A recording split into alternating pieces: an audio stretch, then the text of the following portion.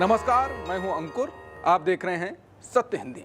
एक नजर अब तक की सुर्खियों पर। स्टार फुटबॉलर अर्जेंटीना के लियोनेल मेसी शनिवार सुबह कोलकाता पहुंच गए हैं।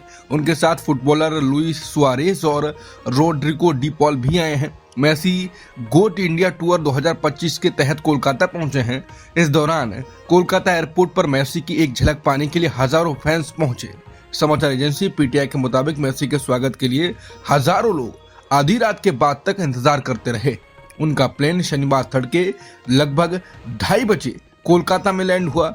GOAT इंडिया टूर 2025 के तहत मेसी 3 दिन भारत में बिताएंगे।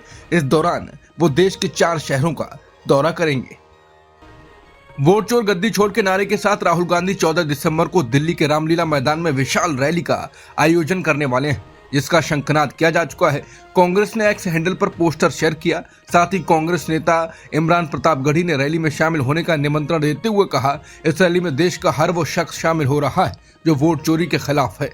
वहीं हरियाणा कांग्रेस अध्यक्ष नरेंद्र राव का कहना है कि हरियाणा के चुनाव में वोटों की चोरी की गई, संविधान पर हमला किया गया, लोकतंत्र की हत्या करने की कोशिश की गई। इसलिए मैं हरियाणा वासियों से निवेदन करता हूं, आप सभी 14 दिसंबर को रामलीला मैदान में आकर इस रैली को सफल बनाएं। कांग्रेस का कहना है कि पीएम मोदी और चुनाव आयोग मिलकर लोकतंत्र को खत्म करने की कोशिश कर रहे हैं, वोट चुराकर सरकार बना रहे हैं। ऐसे में पूरी कांग्रेस पार्टी इनकी वोट चोरी के खिलाफ आवाज बुलंद करने को तैयार है।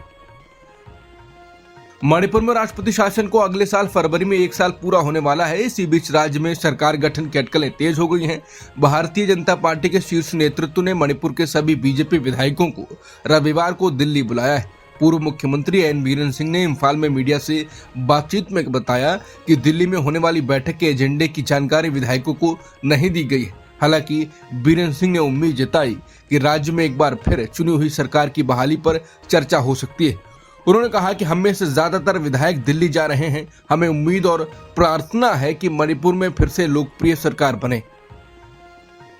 केंद्रीय मंत्रिमंडल जल्द ही राष्ट्रीय रोजगार योजना मनरेगा का नाम बदलकर पूज्य बापू ग्रामीण रोजगार योजना करने की मंजूरी दे सकता है। इसके लिए सरकार पूज्य बापू ग्रामीण रोजगार गारंटी बिल लाएगी, जो ग्रामीण गरीबों को साल में 125 दिन काम की गारंटी देगा। सरकार इस योजना के लिए 1.51 लाख करोड़ रुपए का बजट अलग करेगी।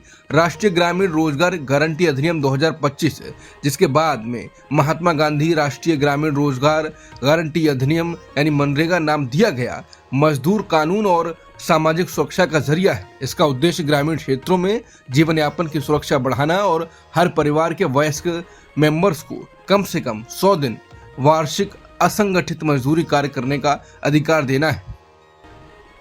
कर्नाटक कांग्रेस के विधायक इकबाल हुसैन ने शुक्रवार को दावा किया कि deputy CM DK Shivakumar मौजूदा विंटर सेशन खत्म होते ही मुख्यमंत्री बन जाएंगे। इस बयान ने पार्टी के अंदर नेतृत्व बदलने की अटकलों को और बढ़ा दिया है। रमणगढ़ के एमएलए हुसैन ने बताया कि एक लेट नाइट डिनर में शामिल हुए थे, जिसमें शिव कुमार, कई मंत्री और विधायक मौजूद थे। उन्होंने कहा ये कोई शक्ति प्रदर्शन नहीं था, बस सभी विधायकों का साथ में खाना खाना था। जब उनसे पूछा गया कि क्या शिव कुमार ने वहां कोई राजनीतिक संकेत दिए, तो हुसैन बोले, मैं आपको खुशखबरी दे रहा हूं, सत्र के बाद वो सीएम बनेंगे, इसमें गलत क्या है। हुसैन ने कहा कि सब कुछ हाई कमांड तय करेगा और पार्टी के सभी लोग उसी फैसले को मानेंगे।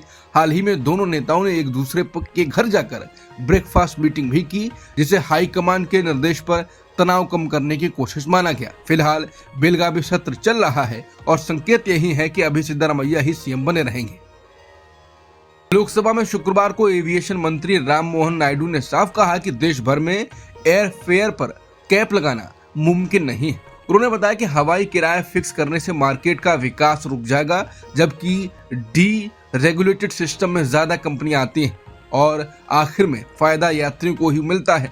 इंडिगो की फ्लाइट कैंसिलेशन के बाद बढ़ी टिकट कीमतों पर पेश किए गए प्राइवेट मेंबर बिल का जवाब देते हुए मंत्री ने कहा, त्योहारों और हाई डिमांड वाली तारीखों पर किराया बढ़ना आम बात है, इसे पूरे साल कंट्रोल नहीं किया जा सकता। हालांकि सरकार जरूरत पड़ने पर दखल दे सकती है, जैसे कोविड, महाकुंभ या हाल ही में इंडिगो संकट के दौरान किया गया।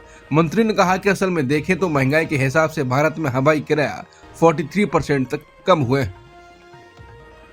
लोकसभा में शुक्रवार को 0 आवर के दौरान बीजेपी सांसद अनुराग ठाकुर ने तमिलनाडु सरकार पर एंटी सनातन होने का आरोप लगाकर बड़ा विवाद खड़ा कर दिया। उन्होंने कहा कि मद्रास हाईकोर्ट ने तिरुपरन कुंड्रम में कार्तिकेय दीपम जलाने की इजाजत दी थी, लेकिन फिर भी राज्य सरकार ने श्रद्धालुओं को मंदिर तक जाने से रोका और पुलिस ने लाठीचार्ज तक कर दिया।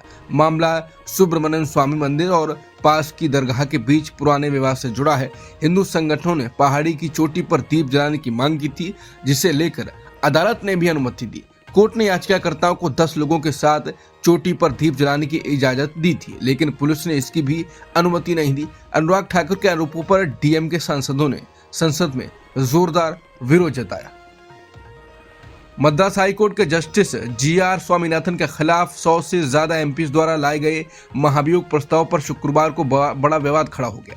50 से ज्यादा पूर्व जजों, जिनमें सुप्रीम कोर्ट के रिटायर्ड जज भी शामिल हैं, उन्होंने इस कदम की तीखी आलोचना की। उन्होंने इसे जजों को डराने की खुली कोशिश बताया और कहा कि ऐसी कार्रवाई से न्यायपालिका की आजादी पर सीधा खतरा आता है। पूर्व जजों ने चेतावनी दी कि अगर राजनीतिक वजहों से जजों पर दबाव डाला गया तो कल निशाने पर पूरा संस्थान होगा। ये विवाद उस आदेश के बाद बढ़ा जिसमें जस्टिस स्वामीनाथन ने तिरुपरन कुंड्रम पहाड़ी पर दीप जलाने का निर्देश दिया था। डीएमके ने इसे सांप्रदायिक तनाव भड़काने वाला बताया, जबकि बीजेपी ने कहा कि डीएमके न्यायपालिका को धमका रही है।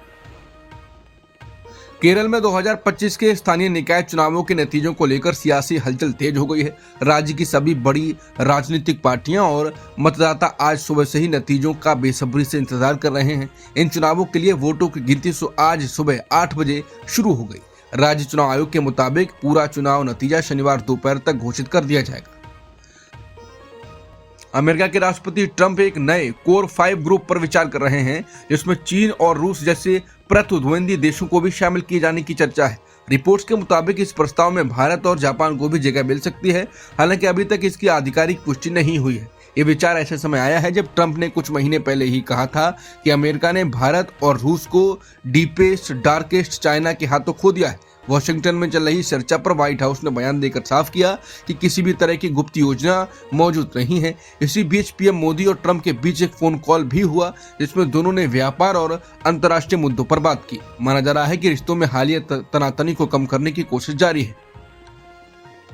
अमेरिकी राष्ट्रपति ट्रंप ने कहा है कि थाईलैंड और कंबोडिया के प्रधानमंत्री लड़ाई रोकने के लिए राजी हो गए हैं। ट्रंप ने यह घोषणा दोनों नेताओं से फोन पर हुई बातचीत के बाद की। हाल के दिनों में दोनों देशों की सीमा पर हुई हिंसक झड़पों में कम से कम 20 लोगों की मौत हुई है और करीब 5 लाख लोग विस्थापित हुए हैं।